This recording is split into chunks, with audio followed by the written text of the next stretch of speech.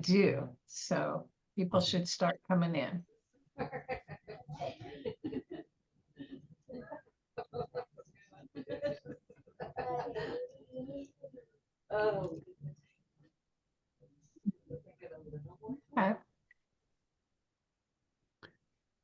Nick, let me see the gallery, but the gallery is just us. Yes. Welcome, everybody, as you're coming into the room. We're glad to see you here today. Well, we not really see you here today, but we know you're there. Eventually, we will be giving everyone the option to become a panelist so you can go on camera because we do like to see people. It makes the class a little more engaging when I can see faces. Yep. And also when people want to ask questions. Now, what I'm going to do when people are entering the room, if you can in the chat, put in there what your business is, what you want your business or to be if you're not in business yet, and what you're looking to get out of this class. That'd be very helpful because I'll try to, you know, highlight some of the discussion specific to people who are in the room. So in the chat, if you don't mind doing that, that'd be great. Just start going in there. Say my business is X. We are in business or not in business, and this is what we want to get out of the class today. And we'll give everybody a minute or two to do that. And then we're going to get, because we want to start on time. Okay, so learn. So Pauline, learn. We got Dale's Hill. A rolled ice cream business. Best practices. And then yes, in business. Rachel, cleaning business. All right. Knowledge, we got knowledge. That gave you a lot. Learn. Alteration. What the alteration? I mean, I know that means like to me, I think clothes, but if you want to elaborate, that'd be awesome. If not, I'll go with alteration. That's great. I got learn. I see learn. Awesome. Again, if people enter in the room, we're definitely going to start soon because we want to start on time. But I want to make this a little bit personal. So if you can throw in there in the chat what your business is, if you're in business, yes or no, and then what do you want to get out of the class today?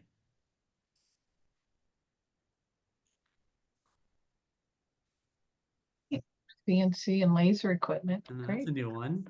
Laser equipment.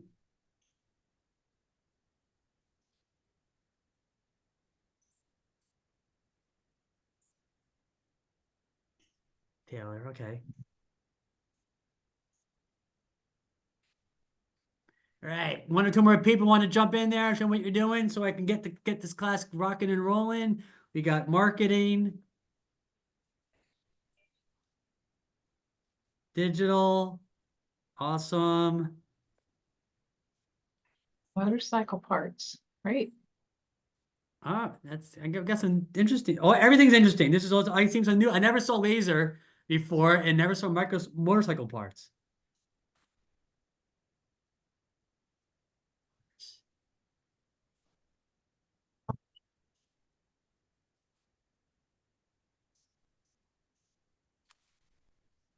And then we got healthcare. All right, awesome. That's Jack. And then Irene. All right. Okay, perfect. I think that gives me a good start. I mean, again, usually I like to go through the room and ask everybody individually, but with 50 plus people, expect a lot of people, we learned that takes up too much time. So thank you all for sharing what your businesses are, the ones that did share and what you're looking to get at. A lot, again, learning, structure, I saw a little bit, knowledge, first 6 months, tackling the first 6 months. So that's great stuff. So I am Keith Lapson. I'm obviously a SCORE mentor. You're here today learning this class is Simple Steps 1. You have me on the call. Then you have Jane, who's also a SCORE mentor. And then we have the library here as well that has a great presentation at the end.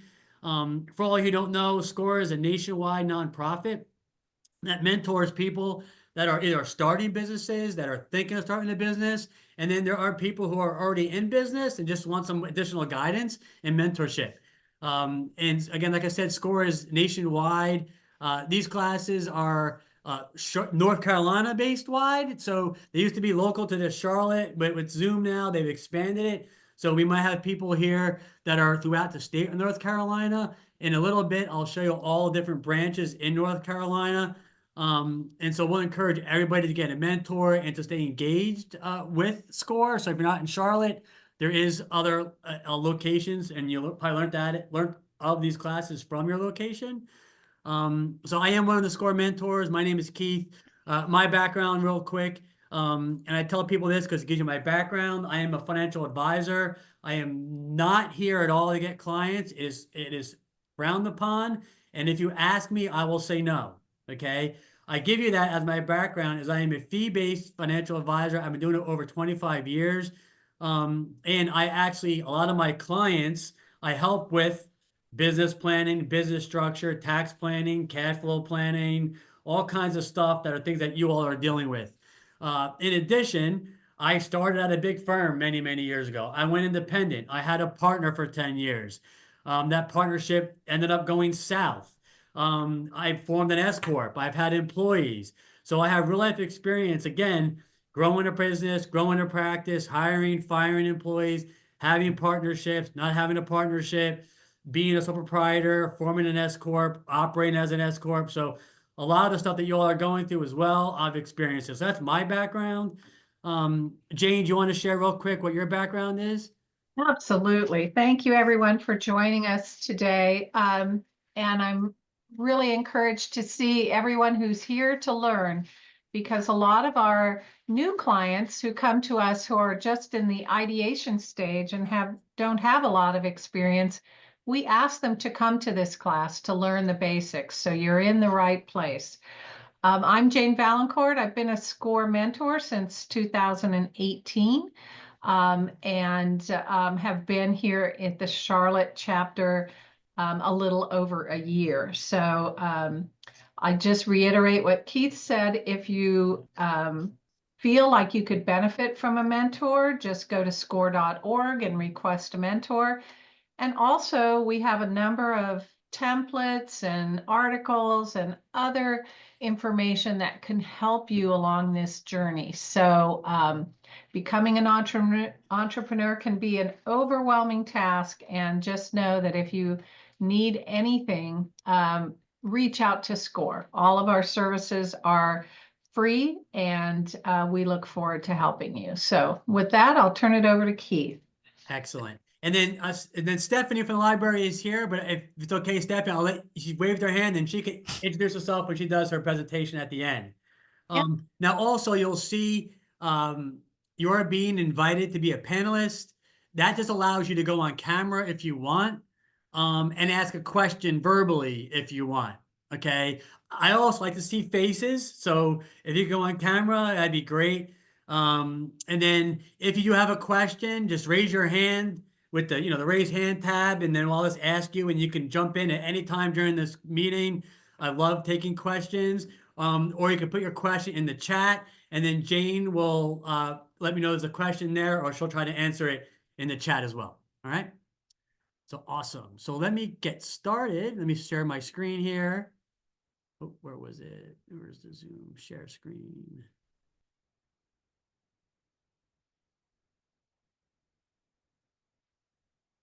All right. So,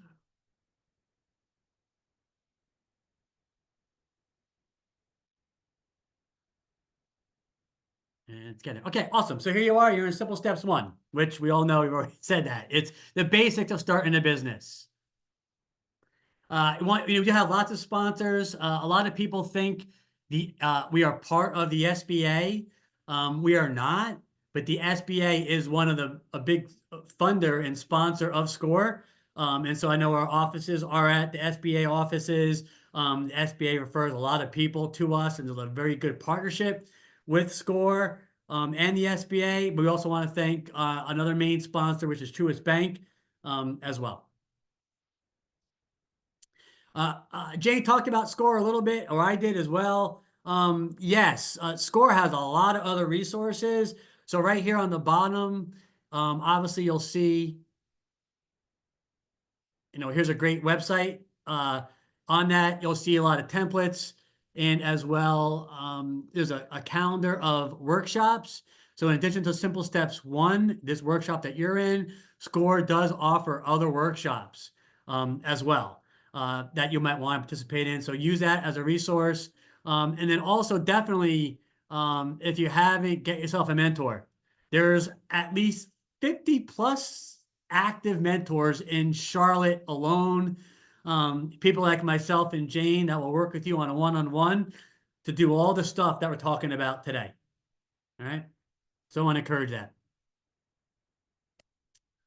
And like I said, there's offices and locations all throughout North Carolina, Asheville, Cape Fear, Chapel Hill, of course, Charlotte, the Piedmont, Raleigh. So if you're in any of those areas, there's one mentoring available as well, and great resources in those locations as well. So welcome anybody here who is not from Charlotte. So thank you everybody for, again, of course, for participating.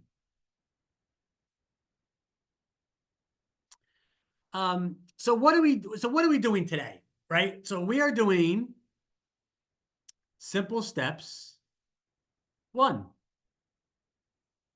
which is the basics. We are going to cover an overview of all of these. Okay, so a lot of what we're talking today gives you a little bit of these. Okay, SCORE used to do in-person sessions individually, to do it 2, and individually session 3, where you actually do the physical work on your business concept, on your marketing plan, on your financials, the cash flow, and so forth. Those are now available only as a do-it-yourself. You can get those classes through the SCORE website. And then get yourself a mentor and work on all these things with their mentor and people as well. But we're going to cover all of it in an overview today in session 1, which is the basics. All right, let me move this along, clear my drawings, move on. Okay. So what are you going to learn today? You're going to learn the myths and realities of being in business for yourself. What are the critical factors that you need to be successful? What are your options to go into business? So, whether it's a cleaning business, laser equipment, marketing, even some healthcare, all these businesses, there's ways that you can start from scratch. You could buy someone's existing business. You can do a franchise. It can be home-based, online only. So we'll talk about the ways, the options of getting into business. And then, of course, we'll talk about the components of ownership. How do you make it legal? And the whole thing today is business plan basics, okay? But we'll be talking a lot about that today. And at the end, you'll be able to do a self-assessment. Now, this presentation and everything we talk about at the end, follow-up, SCORE does send out the presentation. And part of that will be included your self-assessment. So just a self-assessment is you're going to grade yourself where you think you are in different areas of starting your business, and things you should be doing, and give you an idea of what you might need to work on.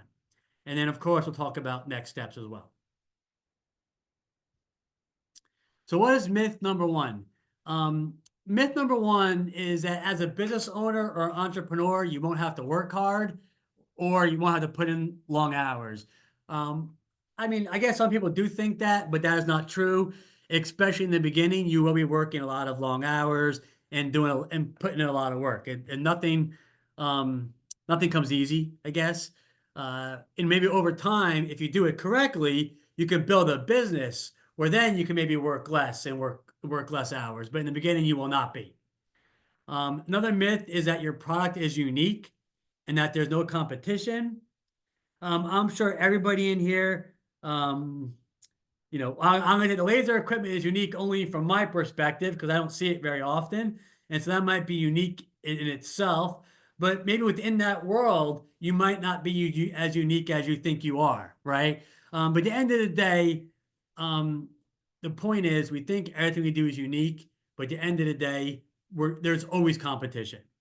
Okay. And then the question is, how do you differentiate yourself from that competition? And then, or how do you execute better than your competition to be successful? Number three is that as a business owner, you can deduct everything and not have to pay taxes. Um, I don't know who really believes that. Some people do. That is not the case. There might be some things you can do that to make yourself more tax efficient, but you will be paying taxes and you cannot deduct everything as a business owner. But you do want to make sure you deduct things correctly and minimize what you have to pay in taxes. And we'll talk about that a little bit today and ongoing. But yes, you will be paying taxes even as a business owner. Myth number four is that you won't have a boss. While in essence that can be true, depending on your business, what line of industry you're in, there are people that you will or may not have to answer to at some level. You're gonna have vendors, suppliers. There might be, even in my business, there's companies that I have to answer to that I don't work for them, but based on how I'm set up or affiliated, there's certain things I have to, stay compliant or do what's in there. This is how they want me to do business if I use their product or service, and then vice versa. I also get regulated by the state. So the state is not my boss, but I have to answer to regulation. So there are people you will have to answer to at some level. You do have more freedom and autonomy, but you're not fully on your own. And to a certain extent, if that makes any sense. Okay.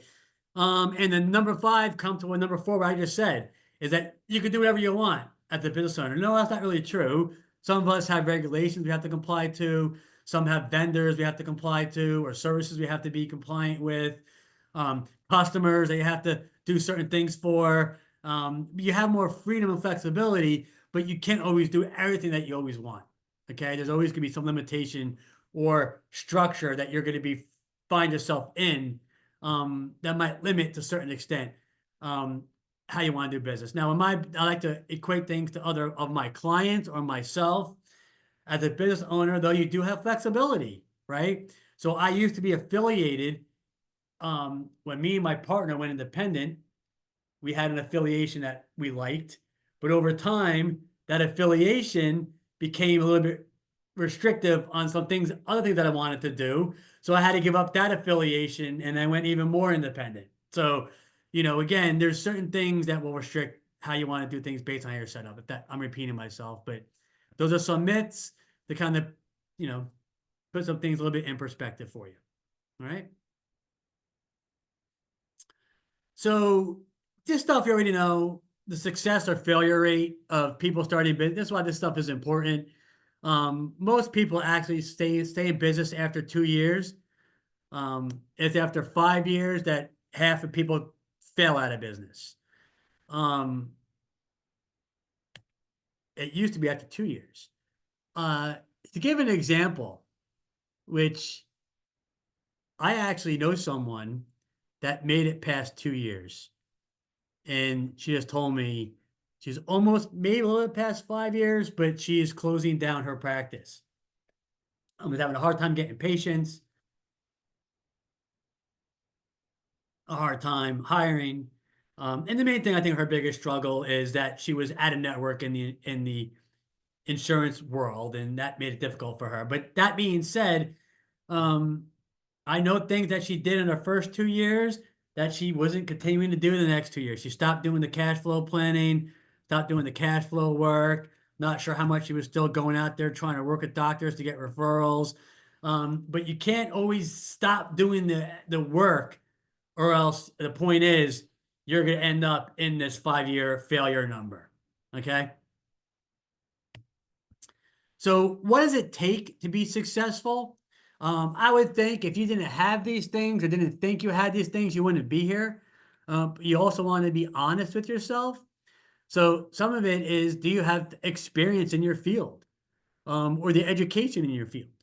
And if not, what are you going to do to make sure you fill that gap? Do you have a partner, or off the bat, the resources to hire somebody that has that experience? If you're, no one here said they're a restaurant owner, but I've seen people that are great chefs that go start a restaurant, but they have no experience operating a restaurant, right? So either A, you should get that experience in advance before you go open a restaurant, or do you have the money to hire someone that knows how to run a restaurant, or you're going to partner with someone that knows how to do that, right? Um, Ice cream business. Do you know how to make ice cream? Do you know how to? I didn't ask. Are you going to have a cart? Are you going to buy a store? Is it going to be a truck? Do you have experience operating those things, right? Or you're just really good at making ice cream? Okay. Do you have a strong work ethic? Obviously, if you thought you didn't, you wouldn't be here. Do you have effective time management, which is very important in owning a business and running a business? Do you have the ability to manage and multitask? You will be wearing a lot of hats. And we will show you that in a little bit. And if you can't manage all those tasks and really focus on really the bottom line, what's most important, again, you will not be successful. Do you have the willingness to take advice from other people? You might think, well, I'm in business for myself. I don't need to. Well, you do. You only take advice from employees.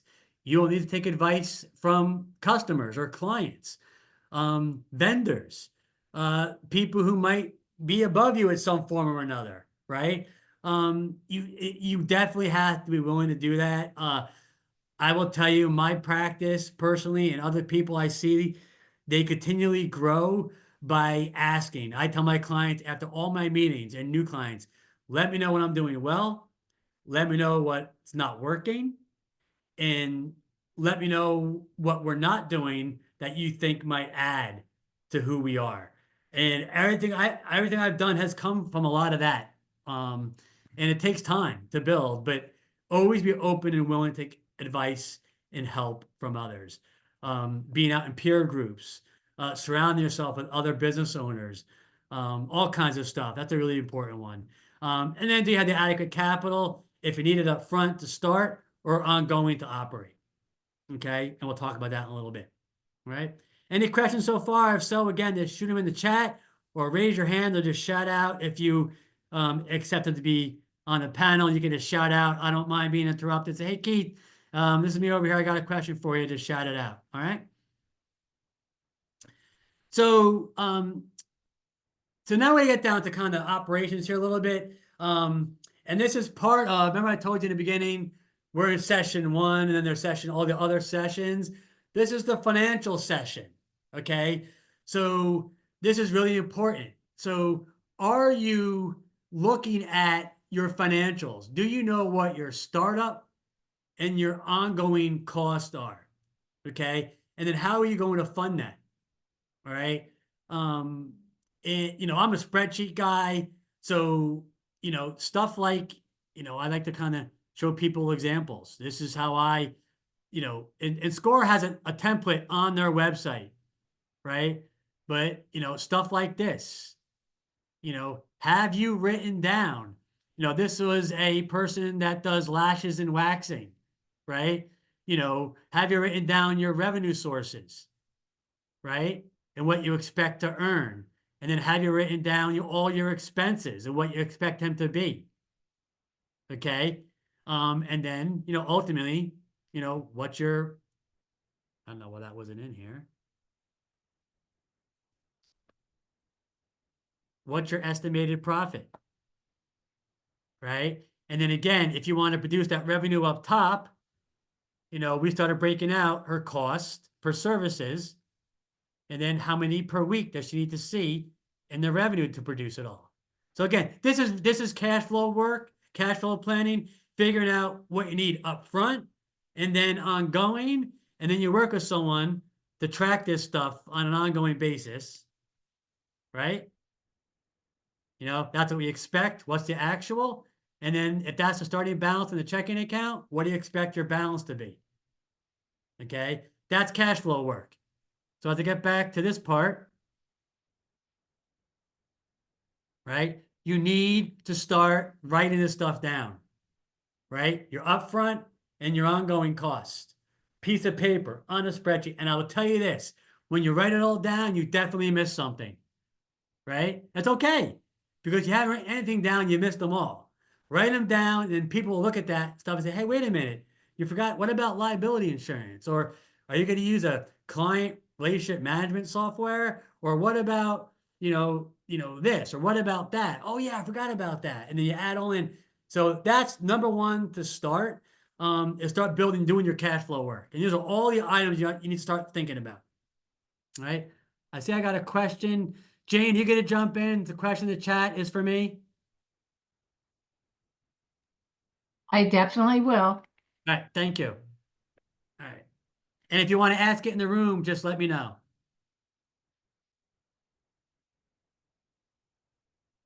All right. So then you have the ongoing, right? So what is, oh, okay. Sorry. This one, financial considerations, is make sure also you do the same thing or on your personal is have an understanding of what you need out of. So if I go back to that cash flow sheet, there's a number in there is what do I need out of this business to my house, right? To your house for a living, right? So yeah, living expenses at home. And then you have, so in my own personal plan, we know we have a minimum number and then we have the other stuff. All right, well, there's my minimum number at my house to pay all of our bills. And then on top of it was, yeah, put my kids through college, put money in for retirement, savings, vacations, the extra stuff. So to me, I like two numbers, my minimum number, and then the stuff on top of it, right? So what's that number you need out of the business? You need to add that to your expenses for the business, right? Now, granted, depending on your household, um, you might do that personal planning side, and maybe you can live if you have a partner, maybe you can live off of one income for a while you're building revenue. Maybe you can't. So, but knowing your personal numbers is helpful as well. And then how soon you need money out of the business? How much is that going to be? And then do you have cash already set aside in the personal, maybe to fill that gap or to supplement the revenue from the business to take care of your personal needs? So they both kind of interrelate, are an important part of um, having peace of mind and knowing what you have to produce on the business side to meet your business numbers and eventually your personal numbers. Okay, cool. So how do you fund your startup or your operating, right? Personal savings, family and friends. I'm a big proponent. I help people do that one a lot. And I only say that a lot. Well, obviously this one too. Obviously personal savings. That's a no-brainer, right? I saved up enough money to buy my ice cream truck, or I know the alteration to fund me for 6 months, or the laser equipment, um, motorcycle parts, right? So you might have personal savings to just do all that startup, and maybe to fund X amount of months. Okay. You maybe borrow from family and friends. That can get risky. Um, Obviously, credit cards is very risky, not recommended because of high interest rates. This one is an option. It can be a good option. The challenge for that is a big misconception is that borrowing money is not easy, especially for a startup.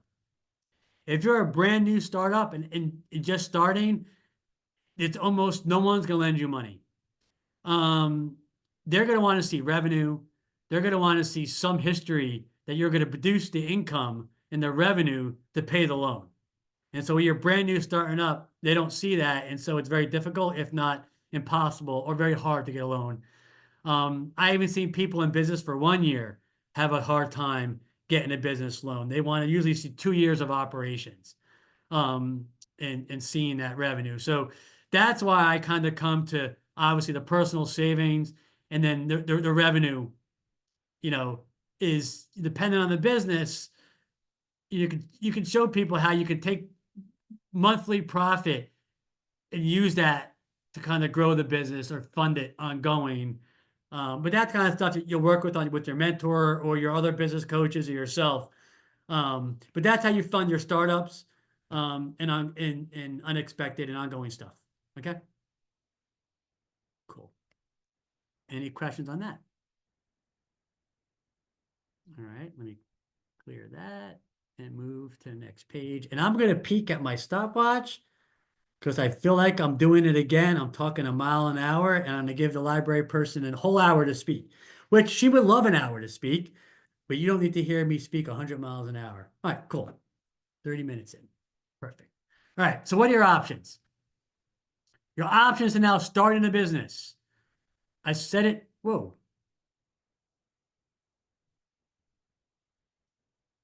Okay. Right? Said it earlier. Start from scratch, buy someone else's business, buy a franchise. Now, some do overlap. Obviously, these can overlap, right? You could be a home-based business and a franchise and buy someone's home-based business. You can start a business. You can have a brick and mortar store and be online, right? And then, of course, you can be a nonprofit. Okay. So now we're going to talk about the pros and cons of all of these.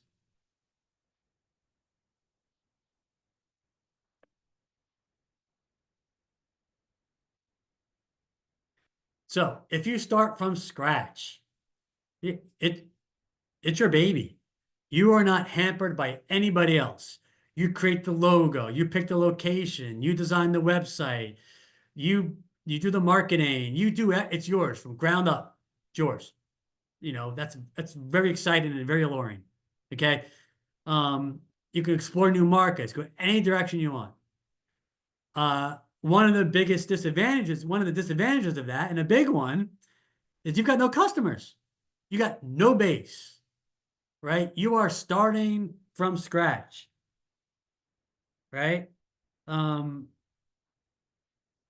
I look at different businesses here today, and there is definitely a difference between retail and service, right? For retail, you got to get people to come into your store. Service, I just got to get people to meet with me so I can convince them to hire us, right? The marketing person to me is more service. There may be some other art, but alteration. I mean, cleaning business is service. They're not walking into a cleaning business, right? So, so yeah, but all of it, you're out. You got to get customers to come to you, or you got to go get customers. You got to get them to come to your store, or if you're a service, you got to go get new customers. It's all yours. And so, how are you going to do it? What is your sales and marketing plan to get people to either walk into your store, to buy your ice cream, to buy your healthcare service, to buy your motorcycle parts? Or to hire to clean their office or to do laser or do all this stuff, right? So it's a bigger risk. There's no track record, right? So it makes it more difficult, right? But it's doable and very if you operate correctly, and we'll talk more about it as we go through here, and as you grow your business, you'll learn more about how to do that. Okay. Um, the other way you could start a business, you could buy someone's existing business, right? So cleaning business is maybe one that's a little more common if someone's selling a business. I usually always have a landscaper in the room, and I always see landscapers trying to sell the business. But there's always people that were here that operated for many, many years, and now they want to sell their business, right? Eventually I'm going to sell my practice. Doctors sell their practice. Somebody might have an ice cream business that wants to sell their business. I'm not saying that that's what you want to do, but for anybody in the room, there's always someone who wants to sell their business. I've had a client that once was a landscaper, and he was like, "Well, I don't have anybody I can trust to sell this to." I'm like, "Well, what about one of your employees? Don't you trust them?" "Yeah, but then maybe." So the point is, I said to him, "Why don't you either one of them or hire someone with the intention of them being your transition plan, right? And then you bring those people out on all your jobs for a year or two, and then that person buys you out." Or again, I go on and on about that. But again, the advantage is you buy an established business with clients, suppliers, they're known. They if they were successful, they can transition a formula of success. And there's a track record. So yes, when you do buy someone's existing business, it does make it more possible to get financing. Okay. But with all those positives are some negatives, right? You've got to do your due diligence, right? Maybe the owner had some debts you don't know about. Maybe his reputation isn't as good as you thought it was, right? Um, and stuff like that, right? Maybe the employees uh, won't like you versus that person. And there's no guarantee success will continue. One thing I will say, if you ever did get into this world of buying a business, if you buy it correctly and you have a good transition plan, and it doesn't necessarily mean the other owner has to work there 2 years. It could just be I had another person that sold a power wash company, and really soft wash, not power wash, but it was soft wash. Um, and they had an agreement in the first like 6 months and then a year where he at least would help them be involved with going out and introduce them to customers and clients, making sure that they were doing the jobs correctly. And then even, when people kept calling him, he would give them the customers, then he would get a fee on that. So because people kept calling Steve, and Steve would refer, well, I already sold the business. These people are now the new owners. You hook them up, but then Steve got, some income on that. So to keep him motivated to do that. So there's all ways you can design a good transition plan to keep the guy selling and the people buying both happy, to maybe minimize some of the disadvantages. Right? So those are pros and cons of buying an existing business. Then you can buy, or you can buy a franchise. So for every single business out there is a franchise. You'd be shocked or surprised, whether it is ice cream, cleaning business, a marketing company, healthcare companies, motorcycle part. I'm not sure about a franchise there, but you know what? If you ask a franchise wholesaler, he'll probably tell you one, right? What a franchise wholesaler is, there is one company I know. There's actually two that I know of. I always forget one of the names, and maybe if Jane remembers it, she could jump in. One is FranNet. FranNet is a broker, a company that brokers franchises. They do not charge people a fee. They're only paid if someone buys a franchise that they're working with, right? But there's franchises everywhere for any business. And the advantage of a franchise is they tend to have proven systems of success. They generally provide marketing and sales support and training support, continued support, and some of them will also do lending, right? So then, borrowing. What was that one gentleman was doing? A franchise, small appliance repair. So we had,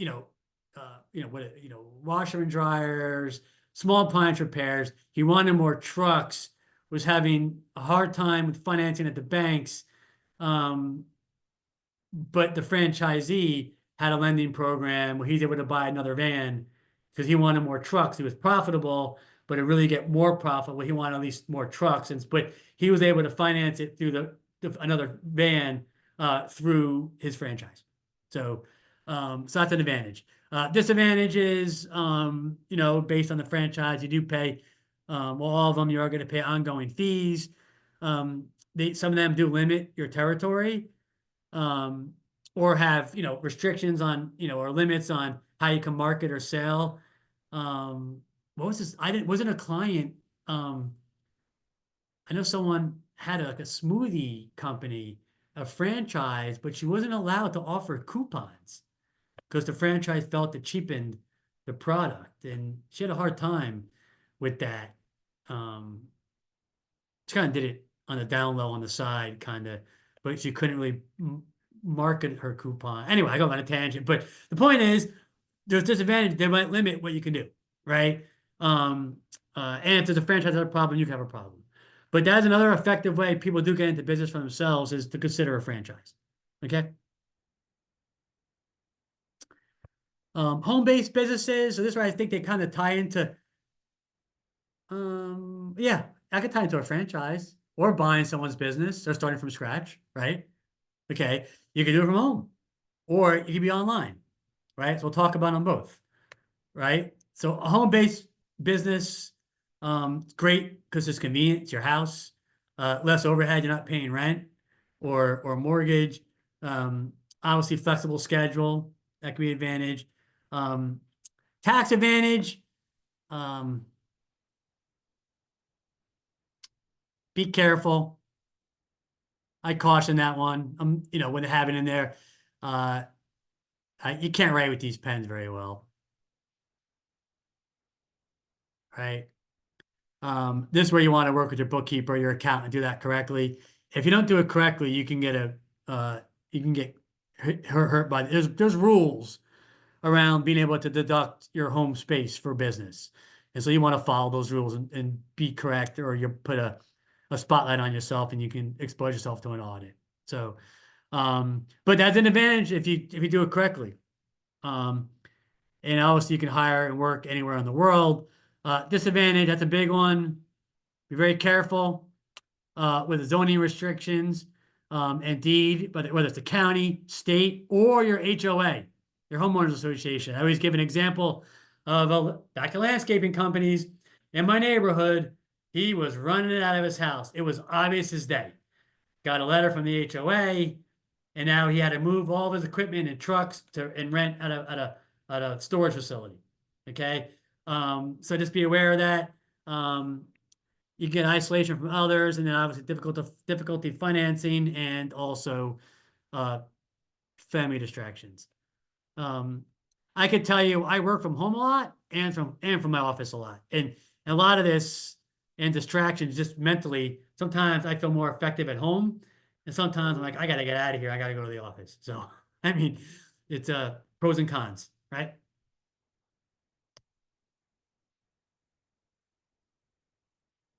Okay. Online business. Advantage of an online business, low startup cost, right? You might not have a lot of overhead. It's easy to get started. Um, Over the years, people are way more acceptable to buying stuff online.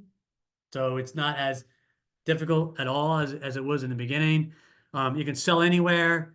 It's convenient for people. And obviously, you can work at any time, right? It's online. Disadvantages is anybody can do it. So a lot more competition. Um, Whoa. Okay, I guess this one isn't on here. I thought it used to be. I always talk about a disadvantage or a misconception, but not as much anymore because this has changed over the years, is that it's no longer cheap or inexpensive to get reach online, if that makes any sense to people. The reach is people seeing your stuff, okay? Whereas you used to be able to go on Facebook and social media and get all kinds of people seeing your post, or Google ads, or it used to be a lot cheaper. Okay. Now, if you don't pay to boost your post on Facebook, no one's seeing it. Right. The Google ad costs are a lot more expensive to get people to see stuff. Even on Facebook, and this ties to all of our business. You make it back to all the other businesses. If you have a physical business, everybody, even me, I'll advertise on Facebook, right? I use Facebook for marketing and branding, and that's when I'll advertise it. I used to get tons of reach for free, and over the years, now that I had to boost my posts for people to see them, I used to pay $1 or $2, and they would show it to thousands of people. Now, if I pay $30, they might show it to 400 people. I mean, I'm a little exaggeration there, but they don't. You got to pay a lot more for the reach, right? That's their business model. So one of the disadvantages of all online, even back to all the stuff, is it's not as cheap or inexpensive to do it anymore, to pay for it, and it can get expensive to convert somebody from to a client or a customer, right? You got to get them to your website to buy. First you got to get them to your website. Then you got to keep them on your website. Then you got to interact with them so they go through your shopping on your website, and then you got to get them to make the purchase, right? And if anyone that watches Shark Tank, they always say, "What's your cost of conversion?" or something. They always say. So those are some disadvantages. And customers are still have high expectations and less tolerant, and then you also don't have that personal interaction with people. So good or bad. To me, that's a disadvantage. Okay. Makes sense. Hopefully it all does. Hope you're all doing this. Perfect. I don't know if anybody in here, no one initially was a nonprofit, so I won't spend too much time here, but I don't want to ignore it. Um, this is not my wheelhouse at all, but I know enough that I can educate, right? So, what I do know the advantages is, yeah, you can get government grants and so forth. Um, that also is a disadvantage. The disadvantage is it's not easy to get government grants and getting money from people. But let me go back to this, folks, on the advantages. Yes, there's money available if you do it right in your nonprofit through grants. You can't get sued, and you can if you're successful in a nonprofit. If you're a big nonprofit with lots of revenue, lots of donations. Um, I mean, I've seen people running nonprofits. You can make responsibly six figures. Now, if the charity is keeping all the money and not really doing the nonprofit, that's not ethical or it's not right. But big nonprofits with a lot of donations, you can pay yourself a decent salary. Okay. Disadvantages is the biggest disadvantage that I always hear from people that are nonprofits is, man, I thought I'd be working with people more and doing what I love more, but I'm not. All I'm doing is trying to raise money or trying to get money. And it's very difficult, and it's getting more and more difficult as we're now in an inflationary period. Money's drying up. If we hit a recession, all that kind of stuff. So, but I know people that another disadvantage. It's a lot of paperwork to get started, but I know people that do it very effectively and they do it very well. So if that's a passion of yours, I don't want to discourage you. Get yourself a mentor and just make sure you do it right. That's all. Okay. And you understand the challenges. Now sometimes I'll add at this. I've seen this happen. If anybody is thinking of doing a nonprofit, whatever it is that you do really well, that you enjoy doing that helps people, you can still do that as a profit business for nonprofit. What I mean by that is if your service might fit in somebody else's nonprofit. So I've seen people go to other nonprofits, say, I do this. Can I do this service for your people and make this part of your nonprofit as a service? Oh, yeah, that'd be great. So now that nonprofit is the one going out, getting the money, getting all that stuff, doing all that. And then as part of that profit, they're sending people to you, whether it's for grooming or how to do resumes or how to do whatever you're doing. And then you're running a profit business that way. So, and let them do the headaches of a nonprofit, the difficulties of a nonprofit, if you don't want to go through all those hoops. Okay. So that's the pros and cons of different kinds of businesses. Now we're going to get into the components of owning a business. So everybody in here, if you're in business or starting, you are the boss. That's you. Okay? However, you are also, sorry, my paper was in the way. You're also all of these. Okay? You're responsible for admin. You're responsible for accounting, HR, marketing, sales, customer service, product and fulfillment, right? You're responsible for all of that. So the challenge in technology, in facilities. So the challenge is, right? How do you manage all this? What do you delegate? What can you afford to delegate? What do you want to delegate? Can you afford to delegate it? And if not, can you build that into your cash flow or what's required revenue-wise or startup or ongoing to be able to outsource some of this stuff, right? So for an example, what is one thing you might want to outsource? That to me is the number one thing I tell people to outsource is going to be maybe the accounting, right? If you're an S Corp, you're going to have to do bookkeeping, okay? So to me, that's a lot. That's a time hog, time consumer, and fraught with errors and mistakes, right? So, but what's it going to cost you to do that in your business, right? And then you want to add that into your cash flow planning. Okay. Right. Are you going to hire? Who's going to be responsible for hiring and firing? And then to me, I'm going to circle this and circle this, and I'm going to circle it again. Who's doing sales? Right? Who's going out there? Of course, marketing and sales are tied, but who's going out there getting customers, getting clients, right?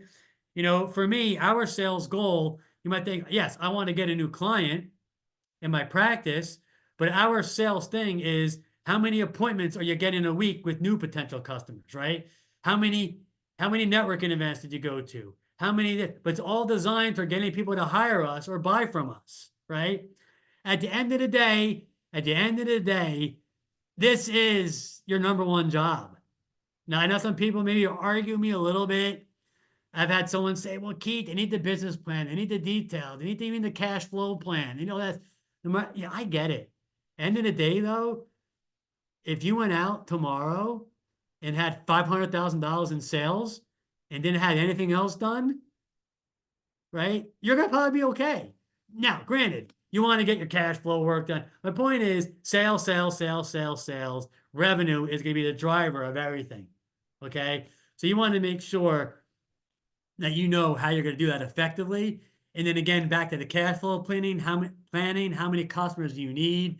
How many ice cream bars or wraps you need to sell? How many alterations you need to do at different price points do you need to produce the revenue that you need to meet your numbers?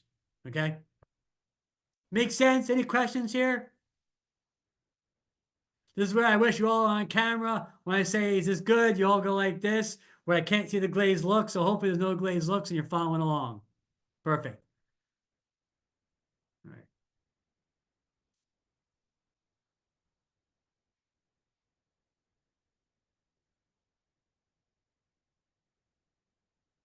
So how are you going to market, right? And sell? Um, let me go back 1 second. We're going to talk about the business plan, and it's kind of this all tied together. So when we talk about your business plan, right?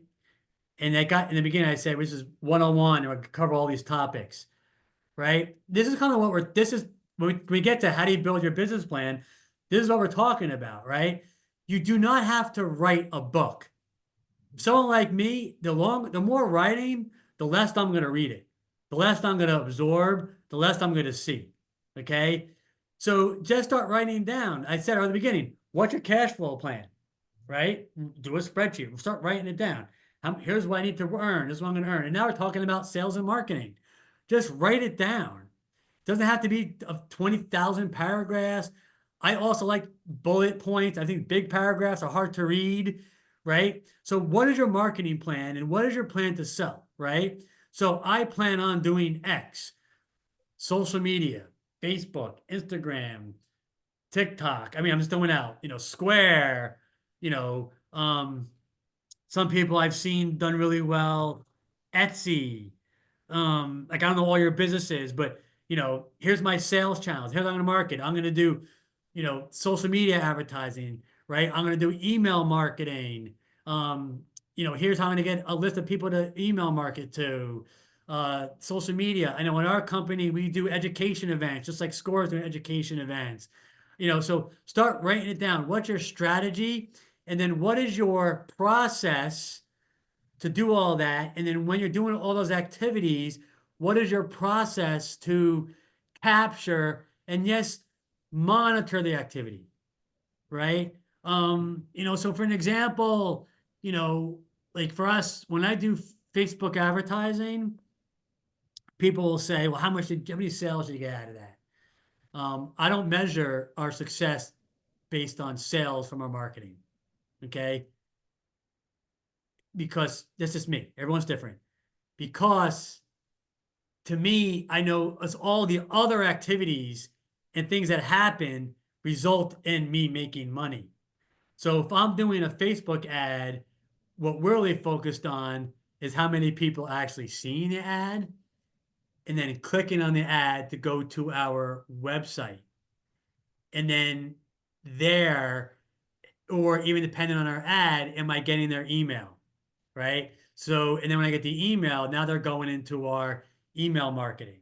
Or did they become a fan then of our Facebook page? Because I can tell you over the years so I might do a Facebook ad for one of our education events and get 3 or 4 people who might register for the event, and sometimes none show up.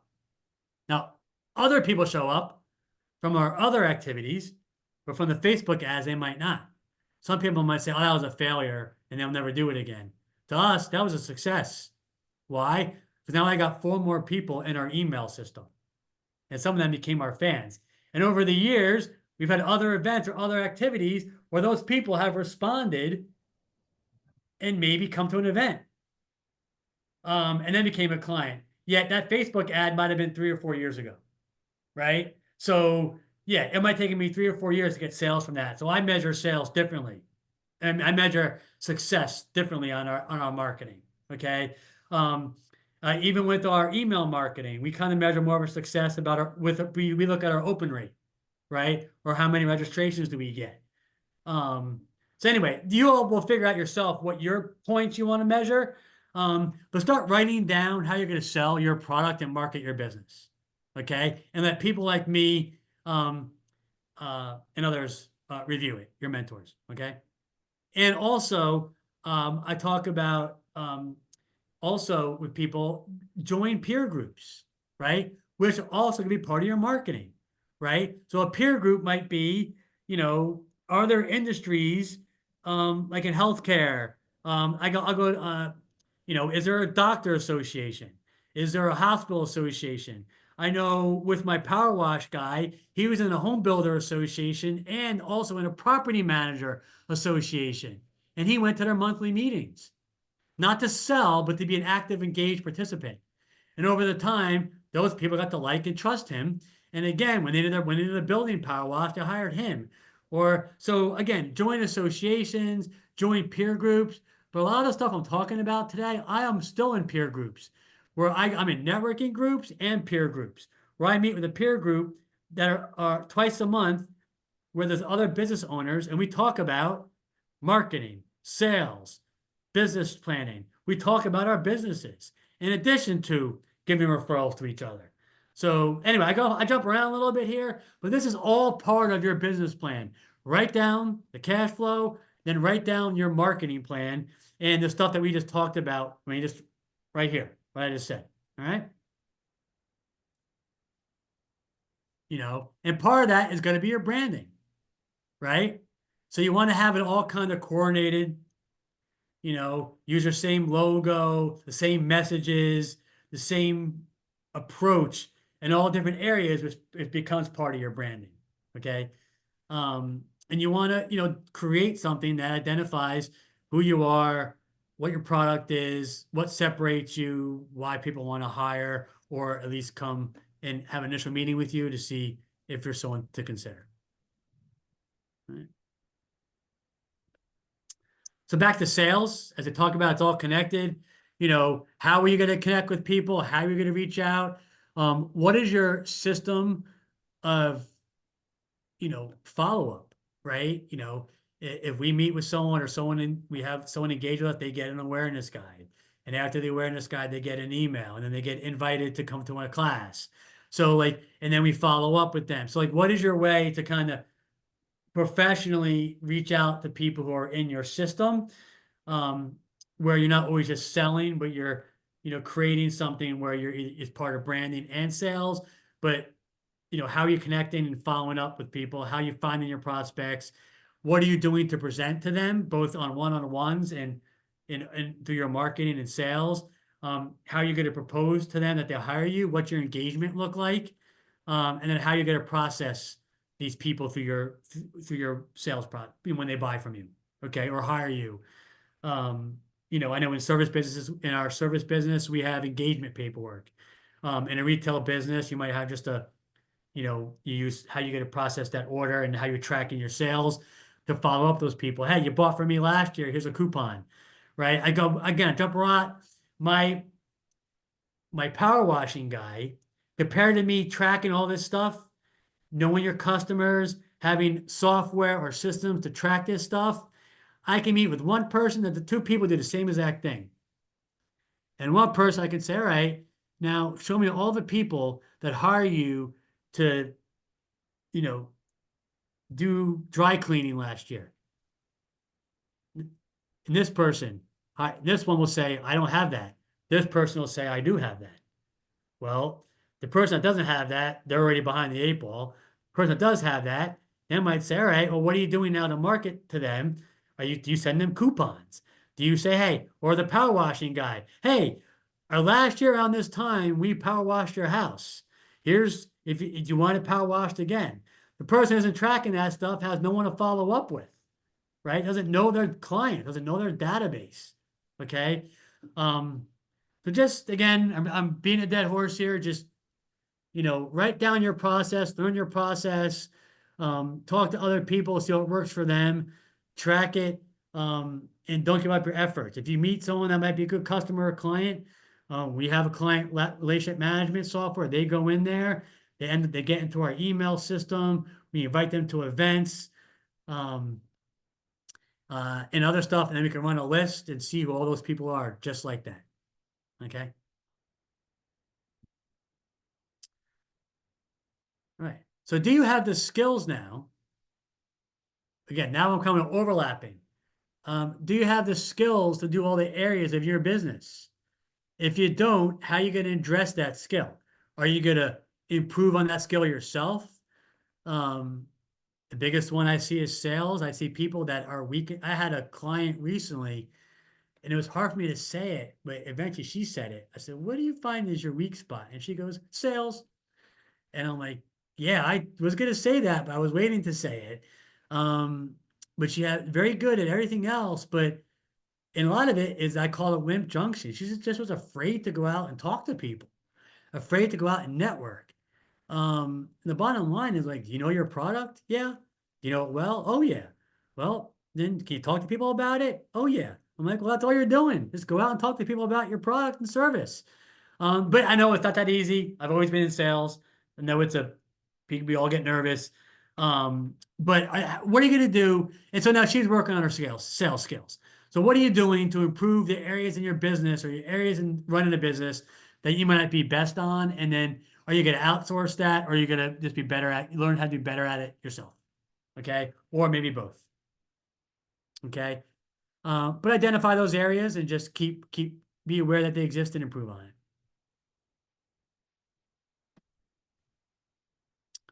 it. Same thing back to your critical factors with sales and marketing and branding.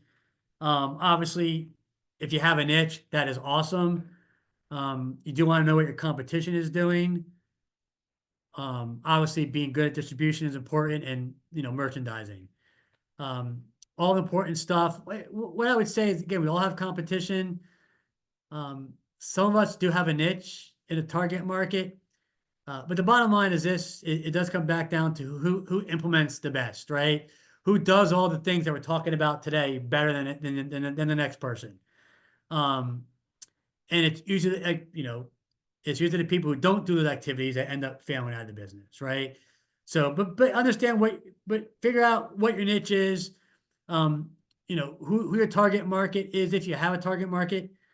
And then how you get to advertise and sell to them. I kind of kid with that. Like I look at the ice cream person, right? Maybe you do have a target market, but like people will say to me, Keith, what's your target market, right? In my business, people will say, oh, I only target people that are 65 and older, or I only target people who have this much money. Um, I always tell people I don't have a target or my target market is anybody that values the way that we do business. And a lot of business coaches hated that, right? Well, I knew how we wanted to do business as a fee-based practice, not transactional. Um, we learned over the year, I learned how to figure out the kind of people that we wanted as clients and the people who valued our type of relationship and our type of business. Um, and so I mean, whatever they wouldn't. My point being is, I didn't care how much money you had, and I didn't care how old you were. if you valued what we were talking about and it made sense to you, that was a good client for us. And that we called our target, right? Now, that's worked well for my practice. In other financial service practices, it doesn't, right? For other businesses, it might not. But figure out what it is and how you're going to sell to your people, and then what your competition is doing, and then how you can be better than your competition. And those are all critical things. And of course, location, location, location, if you're doing a retail spot, right? How you going to price your product, right? You know, I'm a visual talker. I showed you one. Here's somebody that does medical transport, right? That was his actual revenue. So he's in business. He wants to grow. So he's looking for a mentor. This was his payroll. So here's all his expenses. So right now he's making about an $83,000, $84,000 profit. But the point is, you know, he wants to grow. Back to pricing, right? Or back to that one, you know, well, if he's charging 150 a cost, I can figure out how many trips, right? And it changes the revenue number, right? Well, I gotta scroll up. That's not enough, right? He needs 285, right? So he needs at least, you know, 2,000 trips a year in order. No, I'm sorry. That's his expenses.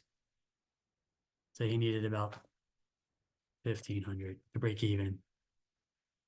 Oh, less than that. That's how you price. It's people like me, or you can change the price. So back to this person, right? You can start pricing your product,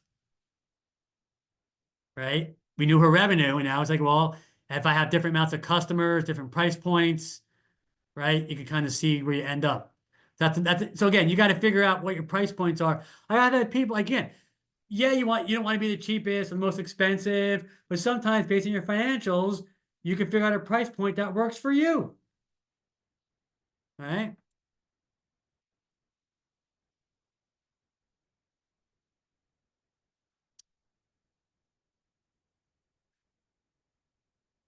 All right. I was just there. Pricing competition. Let me see how I'm doing. Let me check my stopwatch here. Right. Yeah, we're done at 2:30. I got 20 minutes. Perfect. Okay, cool. All right. Other critical success factors. Yeah. I mean, again, I'm repeating myself. You know, how big you want to get, how big you not want to get. Um, you know, I've seen people grow too fast, right? What are you going to charge? What services are you going to provide? What do you, understand your strengths and weaknesses? Um, oh, duh. This is accessing your customers, your competitors. All right. So you want to know what their size is, what they're doing, what their weaknesses are. You can go visit them if you wanted to learn how they're doing business, right? So if you can professionally accentuate how you're different in your marketing and your branding, that's good. Okay. But again, at the end of the day, we all have competition and we all have competitors that are probably just as good as we are. Okay. I could tell you early in my career, I used to look around when I was in that big agency and I see people making more money than me. I'm like, I'm so much better than them. I know, like, I know more. They're not as good as me. And at the end of the day, they made more money. Why? Because they were making more calls, doing better at networking, on the phone more, just doing some things I probably wasn't doing as much as I should have been doing. Okay. But that being said, you want to know what your competition is doing. You want to separate yourself from the competition. But at the end of the day, you also want to execute everything we're talking about, and that will definitely, even if you're against good competition, will separate you and help you be successful, right? Because we all have, you know, plenty of people out there that are going to be successful like us. All right. Good so far? Perfect. So how do you make it all legal? Now that came up a little bit. So, how do you make everything legal? This and this are the most common I see for startups.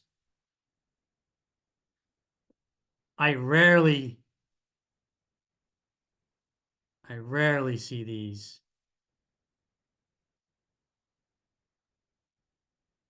All right. And then the next most common is going to be the S corp. All right. So let me back up real quick. Here's my disclaimer. I am not an attorney and I am not an accountant. Nothing I say here should be taken as legal advice nor tax advice. Okay. I am just talking to you from my own personal experience in my business, in my life, and also working with a lot of other clients in my practice. Okay. Including other CPAs and attorneys. Okay. So this is not legal advice and not tax advice, but I will tell you what I know from my experience, and I know this fairly well. Okay. Most people start here.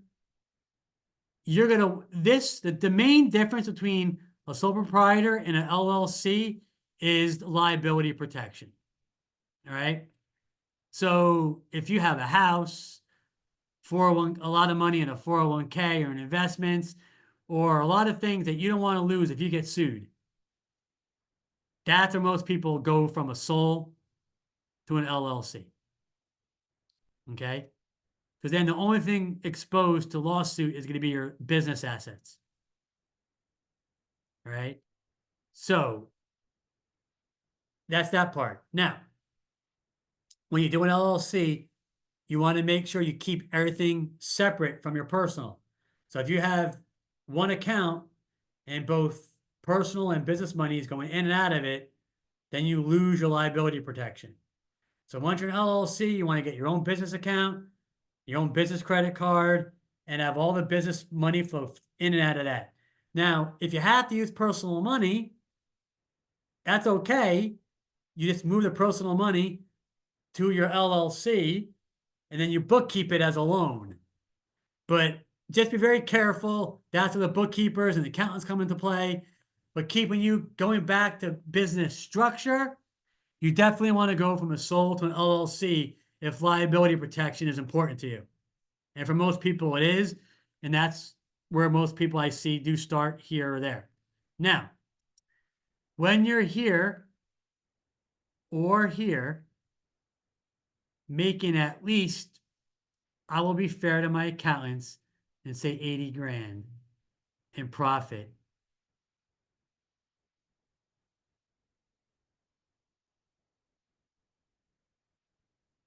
That's when you usually go from the LLC or the S down to the S, I mean. Okay. This one is just more tax efficient. There's just more things you can do with an S than you can with the LLC and the sole.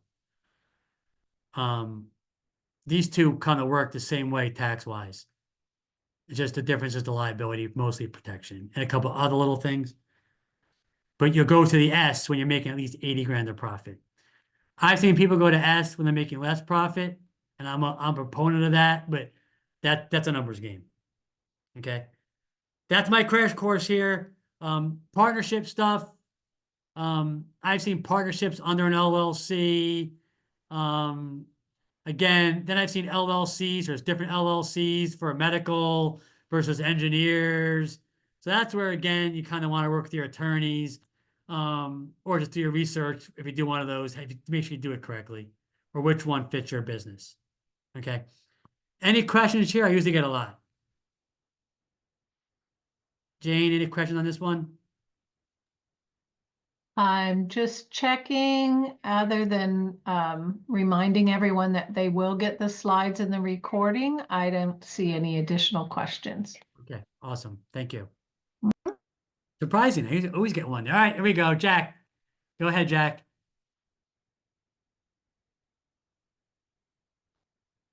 I don't know if you can talk. If you're not a panelist, you can't talk. Okay. Okay, so Jack's question is, can you talk about how to evaluate the risk of lawsuits, but industry business type, medical devices versus pegboard sales, as an example? Well, oh, wow. Risk of lawsuits, yeah. Um, well, in a litigious world, I say there's a risk of lawsuit everywhere. Um, right? So, like the cleaning business person, if they have a brick and mortar and someone slips walking to their store, or I don't know what they could do, they leave a pin in the clothes and someone puts the clothes back on, they get a gash. I guess there's more risk for liability than maybe not to pick on the marketing digital person, but I'm not, that person might have less liability exposure. Unless he has an office agency and someone comes to his office and or maybe he does something in marketing that his customer gets sued for, I don't know, it wasn't, politically correct some way. Obviously healthcare, there's more like, so I don't know if that answers your question. Like in my business, I can make a mistake. Um, the only mistake I made in almost 30 years is I took money out of a non-qualified annuity and the client was at 59 and a half and I forgot. And so she got hit with a 10% early penalty. So, that was a mistake. So she didn't sue me. She could have. I just, I reimbursed her for the error. I don't know if that answers your question, but yeah, there's different, obviously, liability and risk exposure based on industry and profession, and also based on how you're operating and doing business. And some will have more than others. So, um, did I answer your question? Want to chime in there? Yes. Basically, I would think that analysis would inform how you would prioritize in incorporating an SP. I'm not sure what a SP is. Jack, I'm going to unmute you and see if we I would can. say sole proprietor. Oh, Yes. If that's what you meant, to go from a sole, yes. If you're asking, is it advantageous to go from a sole to an LLC? Um, if you're not worried about liability, that's a personal call. Um, your biggest expense ongoing is going to an S. There's very little cost ongoing difference between an LLC and a sole proprietor to begin with. But I know me personally, in my practice, I went right from a sole to an S corp. I even skipped the LLC because if I really want to get technical, my accountant always tells me, Keith, you're technically an LLC. You're just filing as an S corp. So that's the big difference. An S corp really is an LLC filing as an S corp, but that's a nuance. But yeah, if you're talking going from a sole to an LLC, that's a personal thing. Do you want to spend? I mean, you could go on LegalZoom and set up an LLC for probably $700. I've seen people go to the Secretary of State website and do it themselves, just following the Secretary of State website's order of steps and process. And then your only annual cost, I think, is like a $200. Like I have to pay a $200 franchise fee every year. So Yeah, that that makes sense to me. And I don't know if you can hear me. yeah. I guess that my thought on it was like when you are still in the early stages and trying to uh like basically like validate your idea or see if it's something that you want to explore um in a full-time capacity. Like money's tight, you don't want to spend a ton like incorporating a business when you have like $0 to $10,000 in sales, or call it $1,000. But I would think that independent of your individual assets, what you're selling and how you're selling it and where you're selling it probably would like indicate how quickly you need to make a decision on that. yeah, and how much risk is there? You know what I'm saying? Like, yeah, depending on Yeah. what you're selling and how you're selling it, right? What's the possibility that you're going to make an error or provide a service that harms somebody, or give them a product or service that can be harmful, or they interpret it as harmful, Right. or they use it incorrectly, or they do something, or yeah, for sure. Yeah. Expectation. Yeah. Okay. Hey, thanks so much. I appreciate it. You're welcome. Excellent. And again, if you're a sole proprietor and you're a startup, some people don't have $500,000 in their 401k or 100 grand in their 401k, and they don't own a $300,000 house, so they don't have a lot of assets to begin with. So their attitude is, hey, nothing to get anyway. So I'm going to stay a sole because there's nothing to lose. So, okay, perfect, awesome, great question. Anybody else have one? If not, Jane, just let me know. Well, we have a question from Melissa asking if Jack could query AI to see what data comes in on liability in a particular sector. Yeah, maybe. Yeah, that is a cut of it, probably. Yeah, no, that's great. I appreciate it, Melissa. Thanks. Awesome. All right, perfect. All right.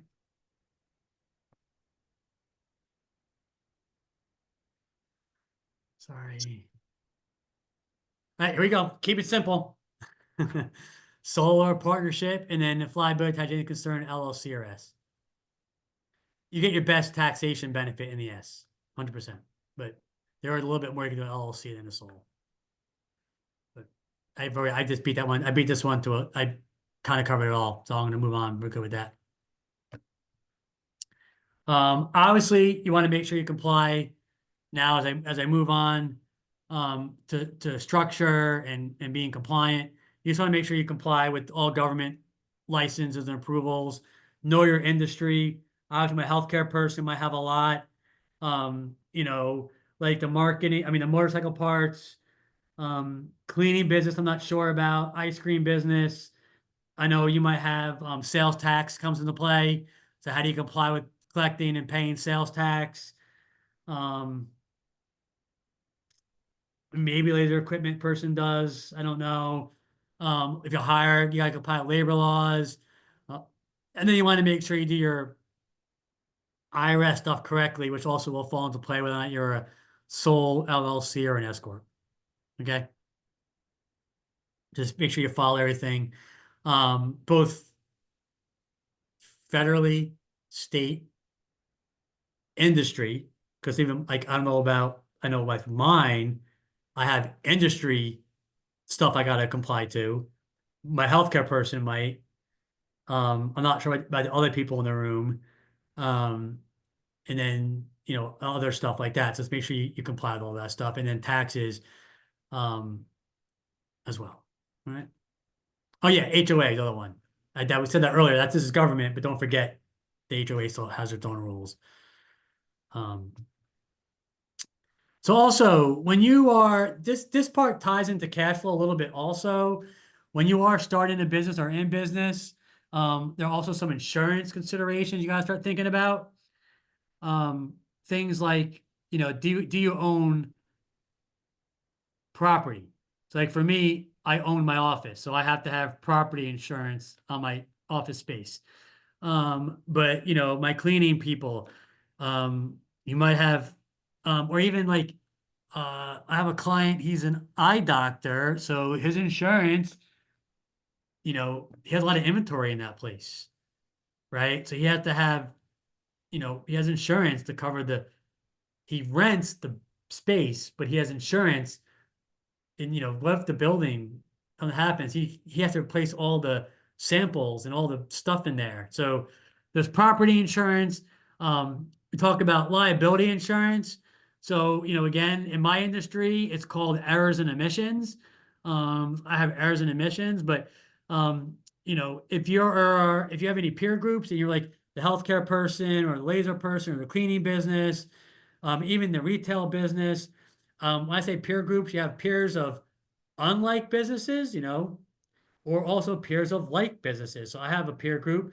It's only advisors. At least once a month, there's always an advisor in the peer group that puts a post up there and says, "Hey, I'm new in the group. What do you all use for your errors and omissions?" So ask people that are in your like business, what do they use for their liability insurance? Or also you can ask your property and casualty person, the one that does your auto and home, A lot of them also gonna do business and commercial insurance. If you want to make sure you have liability insurance, that fits what you're wanting to do. Again, I, I know, I have another client that does dog training. So he went to his P&C person, the business person there, they shopped out some liability insurance that will give him protection in case, he gets sued. So you want to look into that, have that in your business, but also you want to factor that into your cash flow planning. Do you need to insure your car? So, as an S corp, my company owns my car. Luckily, I had a good P&C person who caught this next comment. He's like, Keith, your car is on your personal policy. You need to get a separate commercial policy for this car now that your S corp owns it. So but in addition to that, getting back to the vehicle insurance, I was like, oh, I didn't realize how to do that because on my personal policy before I was an S corp, I still had to disclose that I use my car like I did as a sole proprietor because I was driving to business meetings and clients' houses at the time. And so I had to have a special rider on my policy to cover in case I did something. So again, talk to your P&C person, make sure you have the right vehicle insurance if you're using your car for business and if you're buying other cars like my plumbers and my other people that have multiple trucks. Also, that might tie into to me, these two could tie in together. If you have employees, you might need to have workers' comp, talk to your P&C person about that. How you're going to address health insurance. Also, again, depending on your business, um, eventually if you have revenue and you die and that revenue goes away, do you have life insurance to provide for your loved ones? You also can have Keyman insurance. It's hard to write with these pens. Keyman, right? So I have a client, he's an engineer. One of his employees is getting his engineer license because they got a buy-sell agreement that if the owner dies, this guy is going to buy the business. So that's why he needs this license. But then the company has life insurance on the owner because the business is worth $500,000 something dollars. Well, this guy doesn't have $500,000 to buy out the other owner's family. So you buy life insurance, the company does on the owner. So the other person, Keyman, this is a form of Keyman, gets the revenue to pay out the family. We also put in there with that business, DI buyout or DI Keyman, right? So if they get disabled and they can't operate, that's another insurance that will pay income to run the business. There's all kinds of insurance considerations to think about with the business.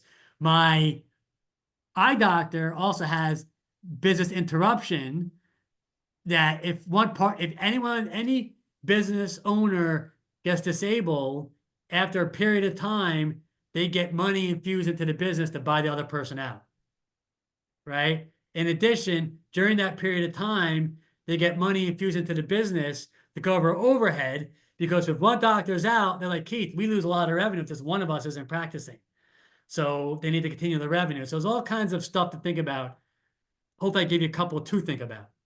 Okay. What's really neat is I had a client, two people went to some big event. That's why I'm big into going to events. Some big event at Bank of America Stadium about business stuff. And they learned a lot of this stuff too at that meeting. Like, oh, Keith, I heard you tell me this stuff. And Keith, didn't you want to talk about? So now I'm going off on tangents there, but always keep learning, I guess is the point, right?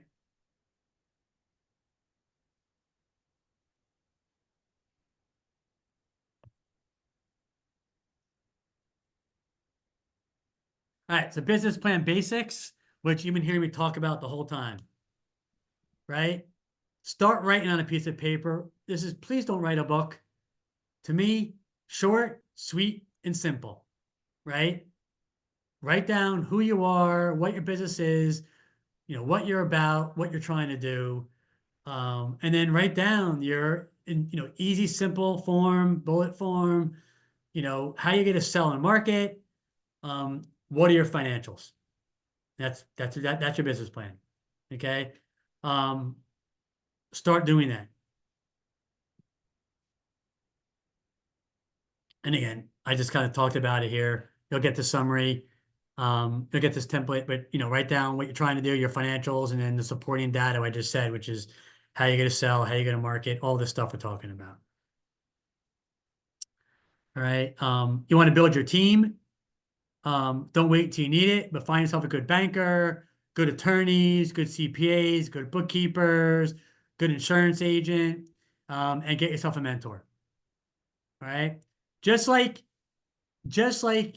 people are going to hire you all, generally, people buy and hire people they know, like, and trust. Same thing for us with our team that we're building. You're going to hire a banker, a lawyer, an accountant, an insurance agent, someone that you usually know, like, or trust, right? Or is referred to you. Okay. So go start building your team, finding those people. My one bias, one of my many little biases in the insurance world is I am biased to brokers. A broker is somebody who can shop, right? So your Allstates, your Nationwides, your Geicos, they're very common. They're great companies, and sometimes they are cheaper. But there's a lot of independent people out there that are brokers that can shop multiple carriers. And they usually have a broader spectrum of products, especially in the liability world. But even the property and casualty world, sometimes they have multiple carriers, and could do a better job of saving you money and getting you the right product. But that's just me. I like brokers. But and in the banking world, you want relationships. It was most evident during COVID. The people during COVID who got the most help with those PPP loans, and the PPP program, if you know that was, is people who had relationships with banks. There were some online banks that were doing those PPP programs for non-customers, but I know the Wells Fargos, the First Citizens, the Bank Americas were pretty much only helping their customers and clients. Okay. So anyway, you want to build your team, is my point. So again, the assessment, you'll get it. We're not going to do it. I don't want to keep this one here. We don't have enough time. When we're doing the local ones, we would spend a little minute or two, let you go through your assessment, and then have a little round table and say, what did you give yourself for marketing? Or and we talk about it, but we don't have time to do that with this many people in the room in a short window. But you'll get this, give yourself an assessment, and then with your mentors and people, just work on where you think you need work.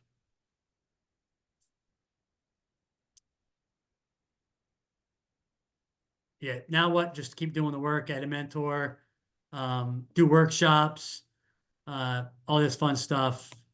I'm trying to get to our library person. I'm only 2 minutes over. I did good, right, Stephanie? Most people go way over. So we did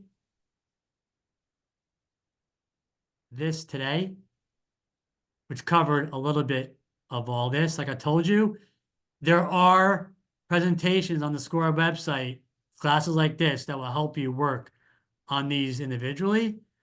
But everything we just talked about, I mean, this one is just doing doing cash flow planning, writing down your marketing plan, right? So we go through the work, do the work.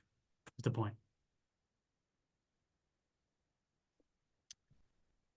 All right, almost done. And then here's another resource. This is the SCORE National. Great stuff there. Oh, if you want to write it down, give you guys a second there. You know what? I'm trying to highlight it to put it in the chat, and I can't. So, you know what? When I'm done sharing my screen, I'll put it in the chat. That's what I'll do. And then you'll get a survey after this class. So let SCORE know how we did today. Just like I said earlier, we want to improve also. Let us know what worked. Let us know what we could do better, and let us know what maybe we're not doing. And then again, if there's anywhere that I can improve, or Stephanie can improve later, let us know. Or if you loved what we did, just let SCORE know. And we'll just go from there, where we don't get paid, but we do love bragging rights a little bit. So we tell everybody at SCORE that Keith Lapes is the best. He did awesome. Then, I'll get a little pat in the back at one of our monthly meetings. Who knows? I'm only kidding. Having some fun with you all today. So awesome. Well, that's my part. And now I'll turn it over to Stephanie, right? Only 4 minutes over. I didn't do too bad. And I'll be here rest of the meeting and we'll finish up with any questions you might have later. So thank you very much. And the show's all yours, Stephanie. Okay, thank you, Keith. You're welcome. My name is Stephanie. I work for Charlotte Mecklenburg Library. I work out of the Matthews branch. But what I am going to talk about today are a ton of resources that you can actually access from home. So you don't even need to come into any of our branches to work with these different resources. So I'm going to pull up my slides for you. Oh, actually, I think I need, Keith, think I need you to give me permission to share slides. Oh, You okay. should be okay. Okay, Yeah, thank I you. think we'll Oh, here we go. Thanks. Thank you. Thank you, Jane. Okay, so I'm gonna pull this over here. So hopefully now you can see my slides. Okay, and what I really want to, the question I want to answer for you today is why should you have a library card if you are in business? So I just want you to understand that the library is a lot more than story times for children and picture books. We have so many resources for small businesses, for entrepreneurs, even for people starting nonprofits. So, and again, as I said, everything I'm going to talk about today these are digital resources. You can access them 24/7 from home. You just need to have a library card. So if you are a resident of Mecklenburg County, your library card is absolutely free. You can apply online or you can go into your closest branch and take care of it in 5 minutes. If you are out of county, check with your county library, see if they have these resources. It's a very good chance that they do have some of these. If not, you can have an out of county card with us. There's an annual fee of $45. It gets you access to all of these resources, plus everything that we have in the library. So again, everything we're going to talk about, you can access from home with your library card. So to start, I know today Keith really emphasized the importance of developing a sound business plan. And that's what these resources are going to get you. We're going to provide data on your industry, on your competitors, on your suppliers, your customers. We have all these tools to get you ready even for your marketing campaigns. So we're going to, we put together an example to kind of demonstrate these resources. So quick question. How many of you own pets? Owning pets is a very popular American pastime. So we are going to go through this example as if we are going to start a pet supply business. Okay. So this is the first resource that I want to show you. This resource is called ABI Inform. ABI stands for Abstracted Business Information. So this tool, ABI, is going to provide you with industry profiles. You can look at business trends, corporate strategies, competitive landscapes. It's going to give you the Dun and Bradstreet industry profiles for your business.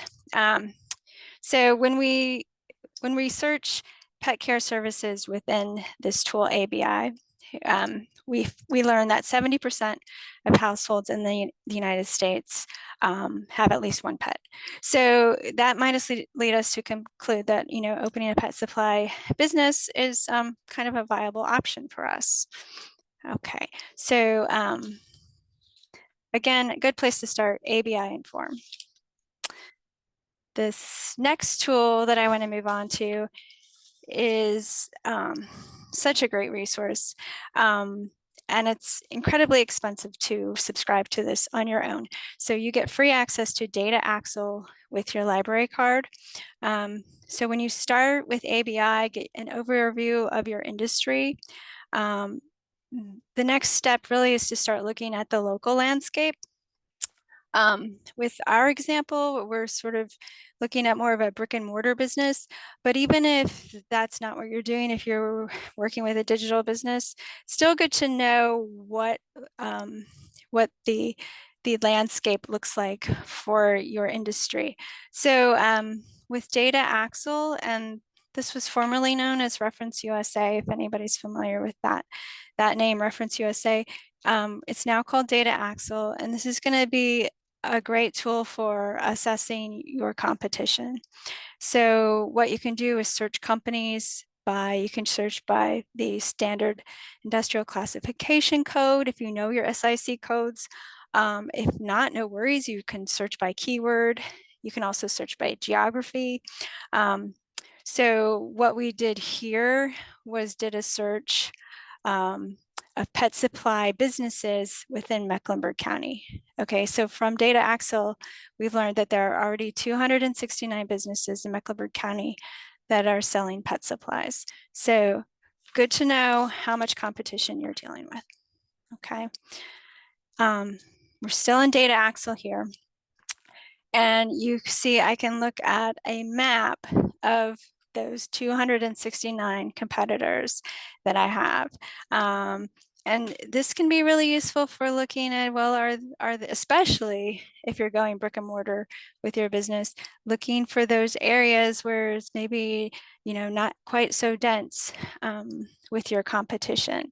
So this is, again, from Data Axle, our map of our competitors that we've pulled up. And please feel free to shout out if you have any questions as I'm going through these slides. I'm going to move from Data Axle to another really fabulous resource. This is called Simply Analytics. Now, whereas we were using Data Axle to really look at competitors, also, I would say Data Axle is really good for finding suppliers when you need suppliers for your business. Here's Simply Analytics. This is going to be a fabulous tool for finding your customers. Okay, so this heat map here that we're looking at from Simply Analytics is showing us where people live in Mecklenburg County, where they spend the most money on the pet supply industry. Okay, so those darker red areas are going to be where the people live who spend the most money on pet supplies. So this, again, is going to be really useful when you're trying to put together those marketing campaigns where you want to target, and also when you need to choose a location for a brick and mortar shop. Okay. All right, we're still in Simply Analytics here. And we're seeing from our search that in 2022, residents of Mecklenburg County spent nearly $500 million on their pets. Okay, so you can break down your results in Simply Analytics by county, by zip code, state. So as detailed as you need to get with your search results, you can do that with Simply Analytics. Okay, so I've shown you Data Axle for looking at your competition, Simply Analytics for looking at your customers. So what does this all mean? How do we put all this together? How are you going to use this data to grow your business? This is kind of one of my favorite ways to use Data Axle and Simply Analytics. You can actually compare your heat map from Data Axle and your heat maps from Data Axle and Simply Analytics and find those areas where residents spend the most amount of money in your industry, and yet maybe there's a little bit of there's a little less dense area of competition, and try to find that ideal space for your business. Okay. Also in Simply Analytics, you can get a ton of detailed information on your customers. You can break it down by age, by income, by zip code. So there's really a million ways to look at the demographics. And a lot of that can really help you when you're ready for those marketing campaigns. So, you know, they say different generations are engaged with different social media tools and things. So when you know what ages you're targeting, it can kind of help you decide, are you going Facebook? Are you going Instagram? What is the ideal tool for you to use? Or if you want to just do those traditional postcard type of marketing campaigns. But you can really look at what's available in Simply Analytics, those demographics, to kind of help you make those decisions.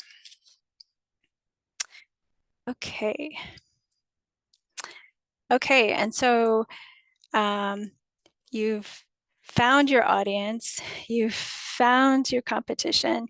The next thing, what are you going to say to them? How are you going to market your business? So I want to show you another tool. This tool is called Master File Premier. Okay, this can really help you build your marketing campaign because you can do industry related searches, find articles where you can pull quotes from experts in your industry. Those quotes can be extremely effective when you're putting together your advertisements. So this can be really good for you to incorporate into your marketing plans.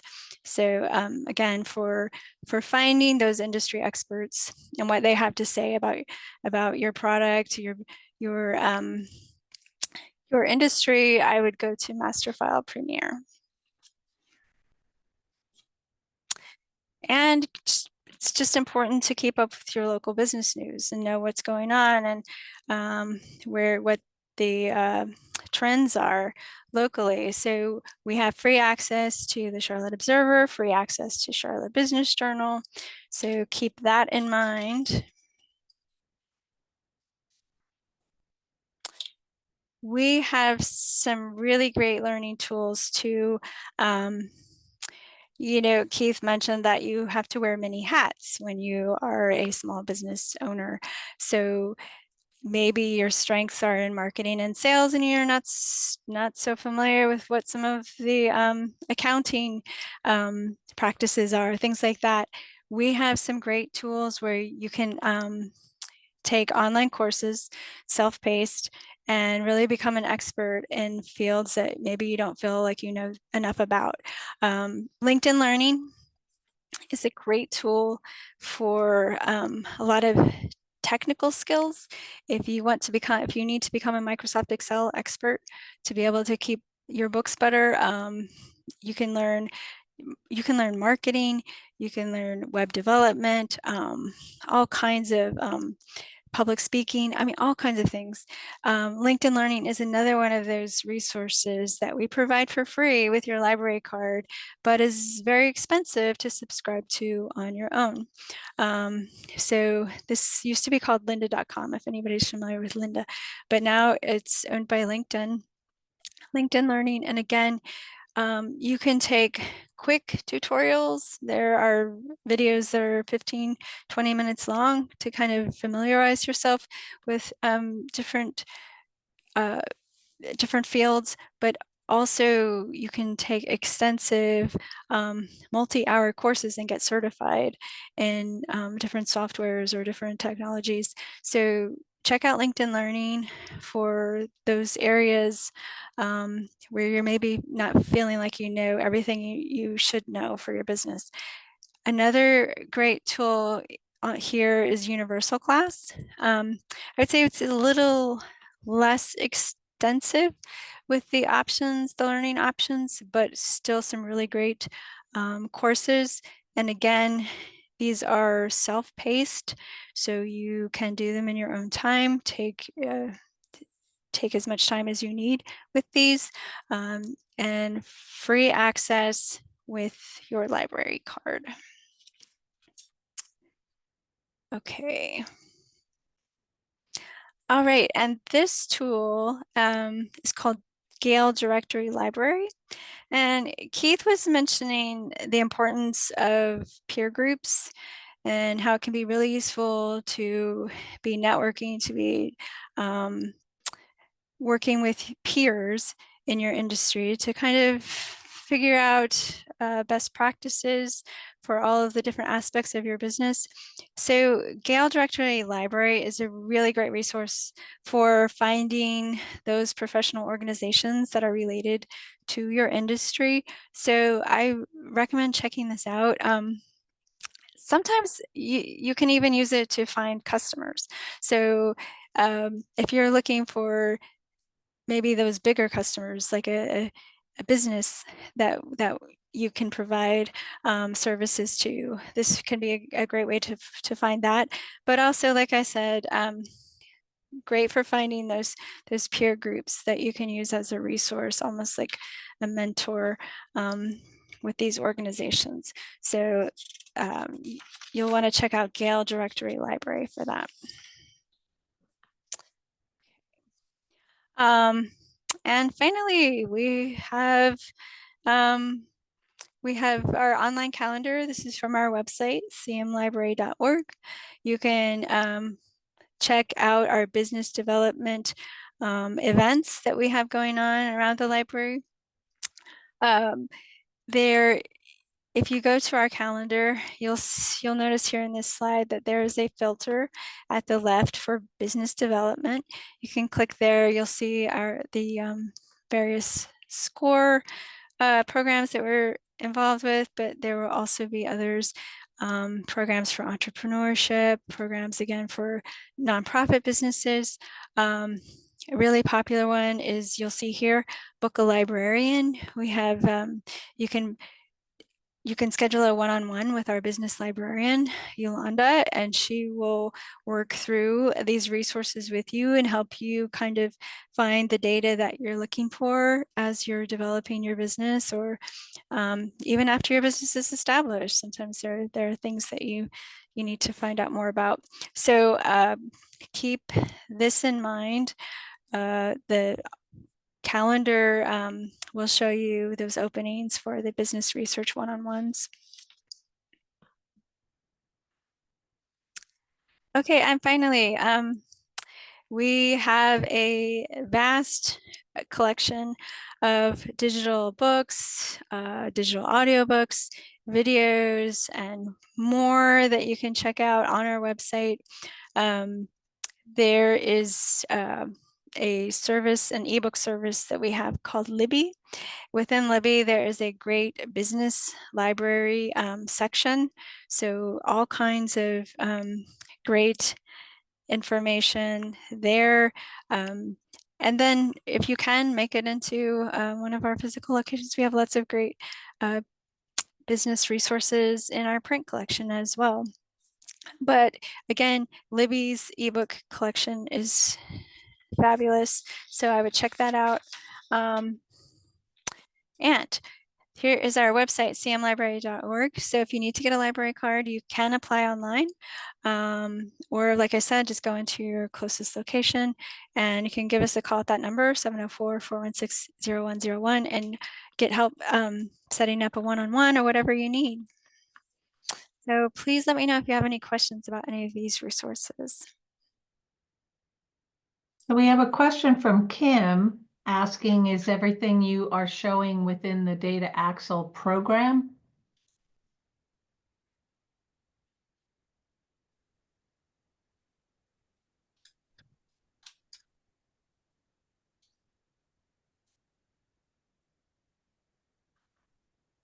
Stephanie? I don't know if she heard you. Stephanie? Huh. Oh.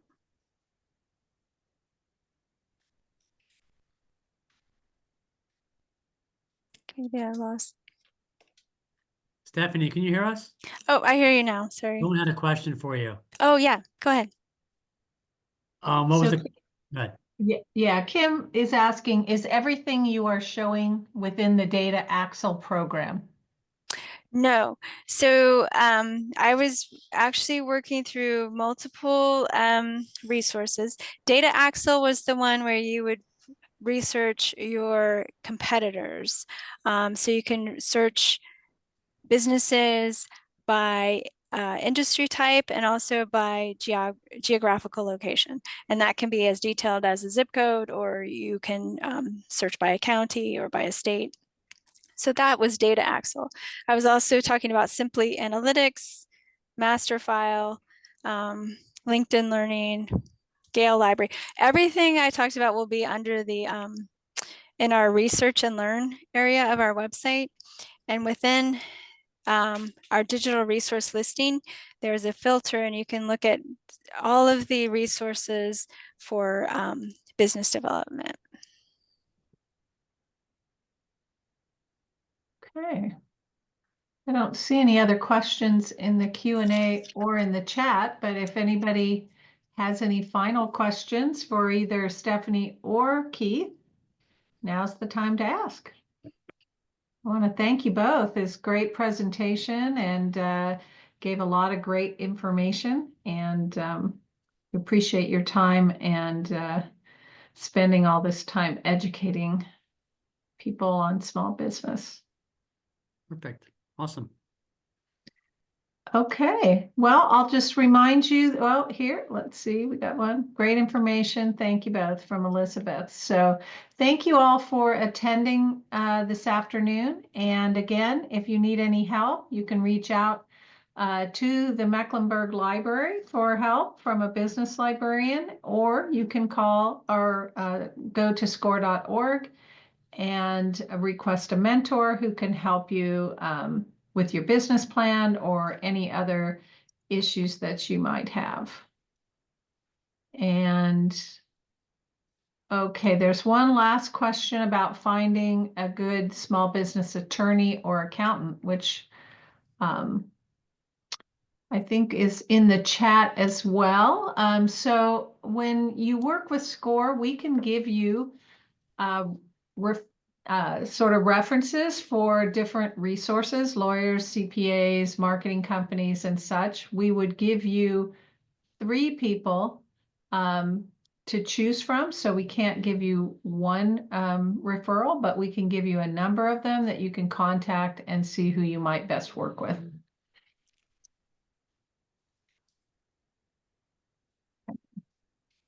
All right, that looks to be it. I want to thank everyone for showing up today, and thank you again, Stephanie and Keith, for all your help. And everyone enjoy the rest of your afternoon. You too. Thank you, everybody. Thank you. Best of luck, everybody. Thank you.